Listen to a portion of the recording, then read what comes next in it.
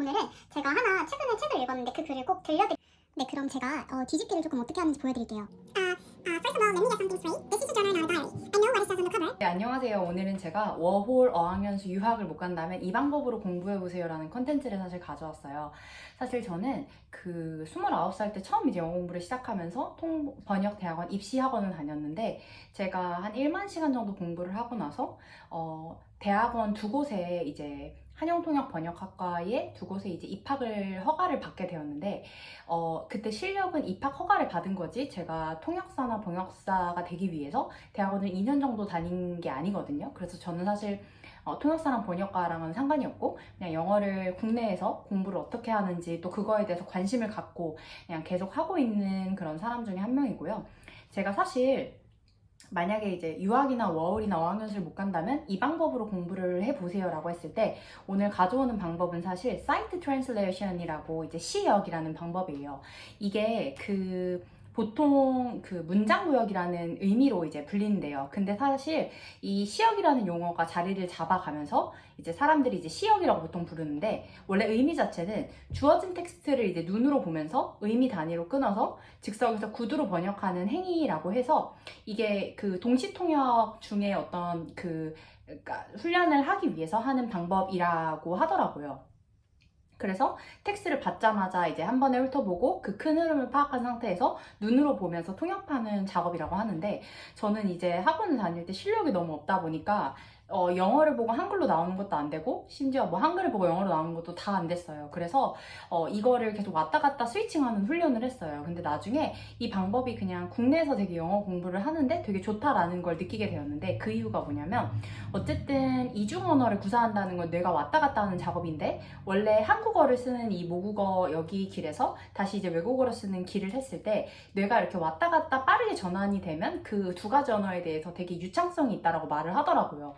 그래서 그런 부분을 제가 공부에 좀 적용을 해봐야겠다. 그리고 실질적으로 입시학원에서도 되게 학생들이 많이 사용하는 방법이거든요. 실제로 대학원에서는 아예 뭐 한영시역, 영안시역 이렇게 쓰긴 하지만 입시를 준비하는 친구들 입장에서도 한글 텍스트를 보고 그냥 영어로 말하고 영어 텍스트를 보고 한글로 말하고 이렇게 그냥 되게 많이 해요. 그래서 그 의미 안에서 이제 덩어리 단위로 훈련을 하고 말의 덩어리 자체를 계속 익히다 보니까 굉장히 도움이 되는 그런 방법입니다. 저는 사실 이거를 이제 블로그를 통해서 이제 커뮤니티를 만들었을 때 많은 분들하고 이거를 저는 뒤집기 훈련이라고 하는데요. 그러니까 제가 어떤 자료를 만들 때 한글이랑 영어를 이렇게 같이 해놔요. 근데 이게 꼭 이 영어에는 무조건 이 한글이 와야 돼라기보다 그냥 이 정도 한글을 보면 이 정도 영어를 떠올리면 딱 좋다라고 이제 생각을 하고 만들었어요. 그런 다음에 맨 끝에는 그냥 한글만 다 모아놓거든요. 그러면 그게 리뷰 3에 해당하는데 맨 끝에 한글만 모아둔 걸 보고 그냥 이걸 가지고 내가 외웠던 그 영어 암기를 그러니까 복기시키는 거예요. 근데 그렇게 되면 계속 어쨌든 영어로 말을 한다는 건 근육 훈련이고 이제 계속 의사소통을 한다는 거잖아요. 그러니까 그런 점에 있어서 되게 좋다라고 느꼈기 때문에 뇌가 조금 약간 학대를 받고 막 생각이 안 나서 괴롭고 이런 순간이 있는데 그 괴로운 과정들이 아직 나한테는 입에 익지 않은 단어들, 말, 구기 때문에 그런 순간들을 계속 이렇게 훈련을 해줘야 된다라고 생각을 해요. 뭐 예를 들어서 운동선수들이 슈팅 연습을 막 한 50번에서 멈추지 않고 1000번씩 하는 것처럼 영어들도 어떤 단어와 단어 사이 이제 연결고리라든지 아니면 그런 것들에 대해서 계속적으로 반복해서 하는 것들 그게 정말 중요하다고 생각합니다. 제가 끝쪽에서는 시험을 좀 어떻게 하는지 한번 시뮬레이션을 한번 보여드리도록 하겠습니다. 네, 그럼 제가 뒤집기를 조금 어떻게 하는지 보여드릴게요. 저는 제가 이렇게 자료를 좀 만들었어요. 그래서 이렇게 하루에 4문장 정도씩 이렇게 한글이랑 영어랑 이렇게 번갈아 가면서 하게 됐는데 이 한글에 해당하는 게 꼭 영어는 아니지만 그냥 이 한글 정도를 말했을 때 이 정도 영어가 나오면 대략 의미가 맞다라고 생각하고 은비키드를 기준으로 자료를 만들었거든요. 근데 제가 이제 여기서 사이트 트랜슬레이션을 가져와서 보통 저는 뒤집기라고 부르는데 그러니까 뇌에서 한글과 영어를 계속 스위칭 해준다라는 생각을 계속 하고 있거든요. 그래서 나중에는 이렇게 4문장씩 외우고 나서 이렇게 한글만 보고 그냥 말을 한번 해보는 거예요. 예를 들어서 그냥 제가 한번 여기까지 한번 해볼게요. First of all, let me get something straight. This is a journal, not a diary. I know what it says on the cover, but when mom and I sorry, but when mom went out to buy this thing, I specifically told her to get one that didn't say diary on it. Great. All I need is passenger to catch me carrying this book around and get the wrong idea. The other thing I wanted to clear up right away is that this was mom's idea, not mine. So if she thinks I'm going to write down my feelings in here or whatever, and she's crazy. So don't expect me to be your dear diary this and dear diary that. 이런 식으로 10번 정도까지, 9번까지 있거든요. 그래서 나중에 이걸 좀 외우다 보면은 전체적으로 여기까지 이렇게 쭉 한번 해보는 거예요. 그래서 이렇게 하게 되면 한글을 영어로 또 영어를 한글로 그렇게 할 수가 있습니다. 그리고 오늘은 제가 하나 최근에 책을 읽었는데 그 글을 꼭 들려드리면 좋을 것 같아서 가져왔어요. 이게 어느 95세 할아버지의 회고라는 글이었는데 65세까지는 정말 열심히 회사를 다녀서 그때는 당당히 은퇴를 할 수가 있었대요. 근데 30년 이후의 삶이 부끄럽고 후회되고 비통한 삶이었다고 하더라고요. 그러니까 65세니까 95세 때 이런 회고를 하신 거예요. 그러니까 퇴직 후 다 살았다라고 생각을 하면서 남은 인생은 그냥 덤이라고 생각으로 사실 그냥 그저 고통 없이 죽기만을 기다렸다 이렇게 이야기를 하셨는데 내용을 읽어드릴게요. 30년의 시간은 지금 내 나이 95세로 보면 3분의 1에 해당하는 기나긴 시간입니다. 만일 내가 퇴직할 때 앞으로 30년을 더 살 수 있다고 생각했다면 난 정말 그렇게 살진 않았을 것입니다. 그때 나 스스로가 늙었다고 뭔가를 시작하기엔 늦었다고 생각했던 것이 큰 잘못이었습니다. 나는 지금 95살이지만 정신이 또렷합니다. 앞으로 10년, 20년을 더 살지 모릅니다. 이제 나는 하고 싶었던 어학 공부를 시작하려고 합니다. 그 이유는 단 한 가지, 10년 후 맞이하게 될 105번째 생일날 95살 때 왜 아무것도 시작하지 않았는지 후회하지 않기 위해서입니다. 이게 시작하라 그들처럼 서강원 흐름출판 중에서 이제 나오는 부분에 대한 내용이거든요. 정말 외국어 공부를 하는데 사실 나이가 정말 중요하지 않다는 말을 정말 많이 느끼는 게 왜냐면 저도 같이 공부하시는 분들 중에 40, 50대 분들이 가장 많으시고 50대, 60대 분들도 가장 많으세요. 근데 어학 공부는 진짜 오히려 우리가 나이가 들어도 더 해주고 하는 게 더 좋다고 느끼는 게 뇌를 계속 쓰는 작업인데 이게 참 이것만큼 안전한 것도 없는 것 같아요. 제가 생각했을 때 꼭 유학이나 워홀이나 어학연수를 가지 않아도 좋은 것 같아요. 그러니까 가면 좋아요. 정말 가면 좋은데 예를 들어 워홀도 뭐 나이가 제한이 있잖아요. 31세가 마지막이고 근데 내가 그게 안 되면 그냥 차선책을 찾으면 돼요. 유학도 좋긴 한데 그게 만약에 모든 걸 내가 가정이라든지 한국에서의 모든 편안한 것들 다 포기하고 유학을 갈 정도로 그렇게 갈망하는지도 사실은 봐야 되고 또 방법은 없는지도 찾아봐야 돼요. 왜냐면 나이가 들면서 아는 것들이 많아지다 보면 사실 뭔가 한 발 내딛는 게 정말 쉽지가 않고 뭔가 그냥 여행 가는 것도 사실 되게 두려워져서 뭐 그 패키지 여행 가잖아요. 근데 이게 도전하지 말라 이런 뜻이 아니라 되게 안전하게 도전할 수 있는 방법들을 찾으라 약간 이런 의미인 것 같아요. 그리고 어학연수도 좀 비슷한데 어떤 것을 투자를 했을 때는 그 비용 대비 효율을 이제 생각을 해야 되잖아요.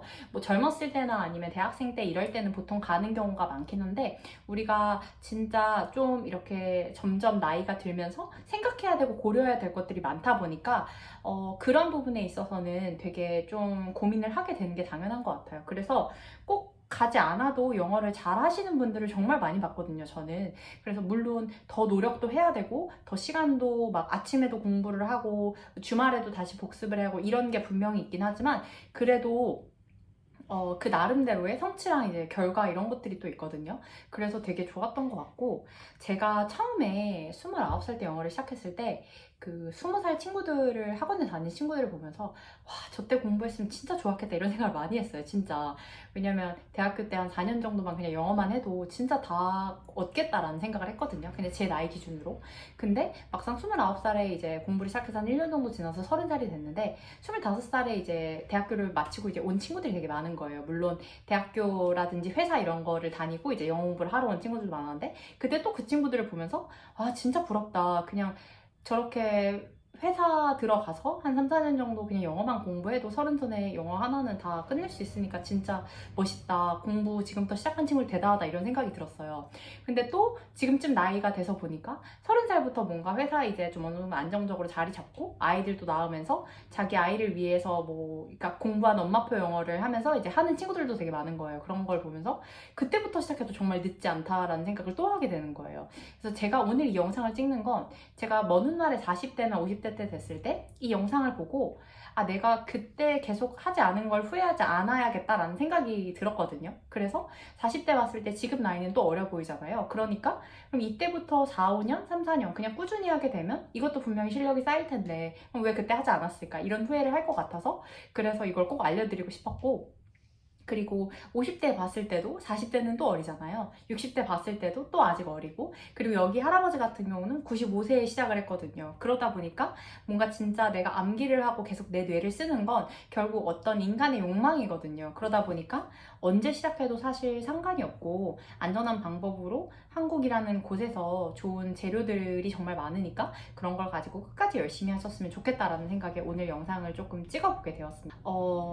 제가 1만 시간을 사실 공부를 했어요. 정말 1만 시간을 공부를 했는데 그 이후에는 2년 정도 되게 쉬엄쉬엄 공부를 했어요. 근데 1만 시간 공부를 하면 영어를 정말 잘하냐, 이거에 대한 대답을 오늘 드릴 수가 있는 게 뭐냐면요, 의도된 연습에 1만 시간이면 정말 영어를 잘할 수 있어요. 그러니까 이게 deliberate practice라는 표현인데요, 의도한 연습 시간이 있고 그냥 흘려보낸 그냥 사용한 연습 시간이 있어요. 이게 두 가지 개념이 정말 다른데, 그렇게 내가 애쓰면서 의도하면서 노력하면서 막 정답도 찾으려고 하고 고민하고 고심했던 그런 시간들이 1만 시간이라면 정말 영어를 잘할 수 있어요. 그리고 그거는 꼭 1만 시간이 아니어도 한 5, 6천 시간만 정도만 돼도 충분히 잘할 수 있거든요.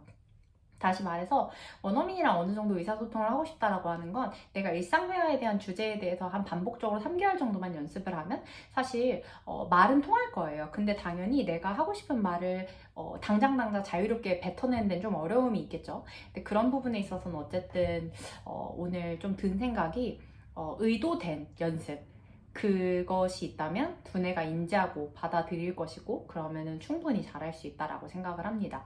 좀 이따가 뒤집기 연습 어떻게 하는지 이제 보여드릴 텐데요. 기본 원칙은 한글을 영어로, 영어를 한글로, 그냥 그런 식으로 기본적으로 생각해